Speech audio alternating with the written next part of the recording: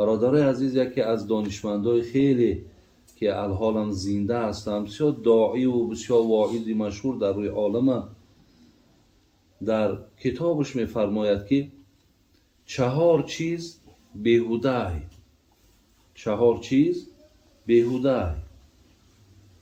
در رفت صحبت میفهمیم یکی از اون چیزهایی که بیهوده است میگه علمی که در او عمل نباشه، این علم بیهوده. برادرای عزیز، من اگر حاضر به مبالغه میتونم 5 ساعت درباره فضیلت علم گفت زنم. علم بسیار فضیلتش بلنده، بی نهایت، آنقدر بلنده که حتی قرآن بینید، اعوذ بالله من الشیطان الرجیم ولقد آتینا داوود و سلیمان علما و قالا الحمد لله الذی فضلنا علی کثیر من عباده المؤمنین. حضرت سلیمان با حضرت داوود الله گفت ما علم دادیم و آنها گفتند که ما به سبب علم نظر به همه بندگان روی زمین برتریم. یعنی از روی علم داشتن ما برتری داریم. حقیقتا برتری هست. الله مهربان در قرآن الذین اوتوا العلم درجات میگه. ما کسی را علم دادیم، او را مقام دادیم، او را درجه دادیم. ببینید هر کدام همین برادر عزیز دلالت به فضیلت علم میکنه. از این لحاظ با این قدر حتی ما در حدیث ها که امام غزالی در کتابش میارد میگه لموت قبیله ایسر من الموت العالم، لموت العالم ایسر من الموت القبیله. اگر یک قبیله شاید 200 خواجگی 300 خواجگی اگر از بینم روند، این بخیر است از آنی که یک عالم از بین میره. پیامبر ما گفتن که یوزن یوم القیامه مداد العلماء بدم الشهدا. وزن خون شهید در روز قیامت پیامبر اون میگه برابر وزن قلم عالمه. ببینید همین قدر درجه را الله مهربان به عالم داده است و یکی زمانی که به علمش عمل نکرد، این عزیز خدا میگه علم تو بیهوده. یعنی تو هیچ وقت از این لحاظ این بیهوده می شود وقتی ما در عمل نکردیم. از من بگوی عالم تفسیرگوی را در علم اگر عمل نکنی نادان مفسری. شاعر میگه مفسر قرآن وقتی در علمش عمل نکرد من میگمش یک مفسر نادان، زیرا که عمل او برای تو مهمتر. برادرای عزیز، علمی که عمل نداشته است چی بوده است؟ بیهوده بوده. 2 تقوایی که در ظاهر باشد و در باطن نباشد بیهوده.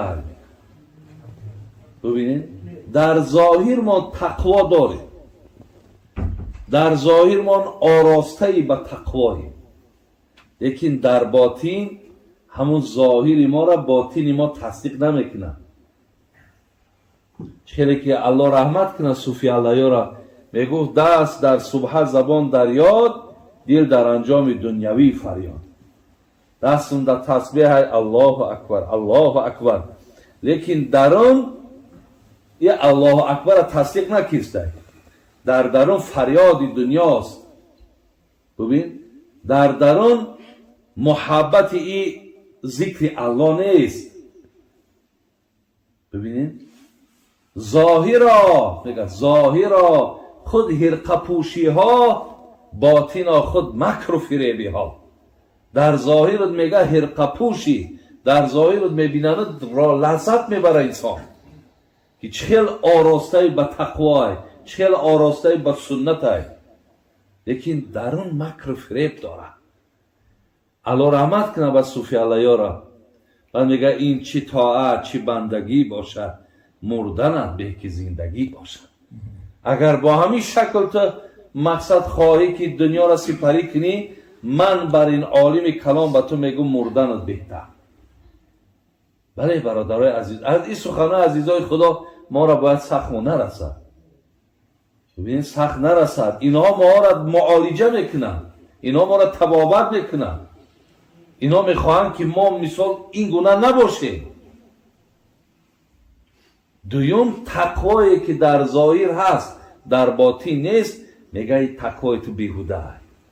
اگر چند که آیات ها را بین، این الله مع المتقین، خداوند میگه من همراه متقیایم. این الله یحب المتقین، الله میگه متقی را دوست میدارم. این الله یحب المتقین، الله میگه متقی را دوست میدارم، همراهش هستم. شما ببینید برای آدمای متقی چی میکنم؟ رزقش میتون از جایی که در گمانش نیست.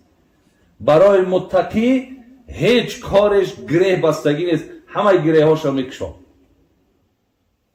برای متقی سیاه را از سفید فرق کردن علمش هم میتونش، حکمتش هم میتونش، اگر آدم متقی باشد. لیکن اگر ظاهرم ده باشد و باطنم ده نه، یه عزیز خدا میگه که این بیهوده چی معنی نداره. ببینیم برادر عزیز، سیم چیزی را که برای ما این عزیز خدا اشاره کرد، گفته است که عمری که در او عبادت نباشه همین عمر بیهوده. 60 سال حیات دیدم، 70 سال حیات دیدم، لیکن افسوس که عمر همین خیلی خوردم و خواب کردم و با همین گذشت رفت. درین این عمر برادرای عزیز نه نماز بود، نه ترس خدا بود، نه یک راه دین بود، نه نماز جماعت بود. بین یعنی بالکل از بندگی خالی بود. فقط در همین عمر از من سپری شد. میگه همین عمرم عمر بیهوده گذشت. این عمری مقصد اون عمری که فیض داره، برکت داره، این عمر از او عمر نیست. الله مهربان رحمت کنه جناب محمد صاحب را کلاسیکه ویا میگه عمر آن که صرف کرده در حضور ذکر او. کدام عمر را که دیدین که با آفریدگارش رابطه داره، همون عمر بگو. عمر آن که صرف کرده در حضور ذکر او، حیف عمر در پی این نفس کافر. همین عمری که اگر حق جویی نداره با بپرساند، همون عمر تا عمر میگوی. عمر اگر نگذارد به حق جویی شرم نکرده، عمر هم گویی. عمر اگر نگذارد در رای مولا، عمر هر گاو خر از او بالا. الله رحمت شد که برادر. یعنی سیوم چیزی را که حضرت میگه بیهوده است، عمری که عبادت نداره، عمری که بندگی نداره، این عمر بیهوده بوده. چهارم چیزی را که این عزیز خدا برادر عزیز برای ما یعنی بگیم گوشزد کرد، مالی که اگر از او صرف و خرج برای راه خدا، برای دستگیر یگان بیچاره نیست. ببینید مال دارد لیکن سخی نیست، مال دارد لیکن هیچ وقت نفر از نانی او، از آبی او، از صدقه او برخوردار نیست. حالا که پیامبر من وقتی پرسیدن ایول اسلام خیر، حضرت بهترین عمل ها در اسلام کدام ای؟ حضرت چی گفتن؟ گفتن که تطعم الطعام و تقرأ السلام علی من عرفت و من لم تعرف. کسی را شناسی نشناسی سلام کن، سلامش بده، السلام علیکم و رحمت الله و برکاته. یکم بهترین عمل در اسلام. دوم تطعم الطعام، بچم طعام بده، صدقه داشته باشی. بهترین عملی در اسلام. ندارد مالداری که اگر سخی نیست، مالداری که از او کسی مقصد برخوردار نمی شود، همین مال بیهوده است. یعنی صد افسوس که همون حدیثی که جبرائیل 3 باره که در منبر آمین گفت، بعدم پیامبر من آمین گفت، بعدم گفتنش این آمین چی معنی داشت، برای چی آمین گفتی؟ گفت کسی که پدر و مادر را بیا و داخل جنت نشوه. جبرائیل گفت که خداوند او را رحمتش دور کنه، بگو آمین. من گفتم آمین. یعنی کسی مال داره و با همین مالش با جنت نمیروه. برادری عزیز بی نهایت خطای کلان کرد. امکان داشت که آدم مالدار با مالش جنت بروه. داشت، همین امکان بود که با مالش خیلی که همین جهاز من از همین جهاز دوبای رکی باشم، هفته آینده در پیشترین میمانخانه‌اش در کورشم یک مثال خانه‌اش بران میکنم، میگم همین من میام چیزلا یکم ینوردن جا من خواب میکنم. یعنی من پیشکی هر جای را خواهم بران میکنم. همین بران کردنم مثل که از همین جا ایستاده آدم جنت هم با مال و با خیر و با احسانش بران کردن میتونه. برادر عزیز، برای همین خوش به حال کسایی که با مالهاشون خدمت میکنن.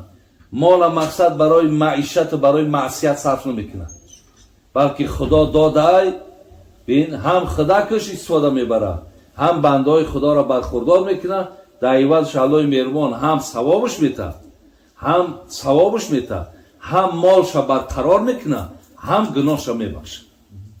در عوض همون مالی را که انسان صرف میکنه. برای همین برادر از 4 چیزی را که این عزیزی خدا برای ما گوشزد کردن بیهوده است ما درک کردیم. یکم علمی که عمل ندارد، برادر از تقوایی که در ظاهر من هست در باطن من نیست. سیوم چی بود؟